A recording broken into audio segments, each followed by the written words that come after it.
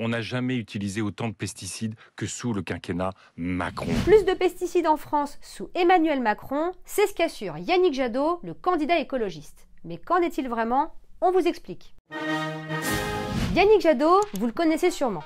Il est candidat à l'élection présidentielle et il appartient au parti d'Europe Écologie Les Verts. Il est donc très engagé sur les questions autour de l'environnement. D'ailleurs, il accuse très régulièrement le président Emmanuel Macron d'inaction climatique. Et le 22 mars dernier, le candidat écologiste a déclaré sur l'antenne de France Inter « On n'a jamais utilisé autant de pesticides que sous le quinquennat Macron ». Bon, avant de décrypter, il faut surtout comprendre pourquoi Yannick Jadot attaque le président candidat sur son bilan écologique et climatique. Depuis quelques années maintenant, la question de l'environnement et du réchauffement climatique, c'est un sujet central dans la vie politique. Comment limiter la hausse des températures? Et comment gérer les problèmes liés à la pollution? Et puis, avec la guerre en Ukraine, la question des énergies comme le gaz ou le pétrole est devenue centrale. C'est donc tout naturellement que plusieurs candidats à l'élection présidentielle abordent ces problématiques dans leur programme.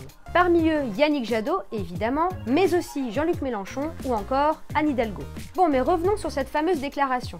A-t-on vraiment utilisé plus de pesticides sous le mandat d'Emmanuel Macron? Déjà, il faut savoir qu'il est difficile pour le moment de dresser un bilan complet du quinquennat d'Emmanuel Macron, en tout cas sur la question des pesticides. En effet, les dernières données disponibles sur l'utilisation des produits phytosanitaires remontent au mieux à 2020. Et oui, car il y a un décalage entre la récupération des données, leur compilation et leur publication.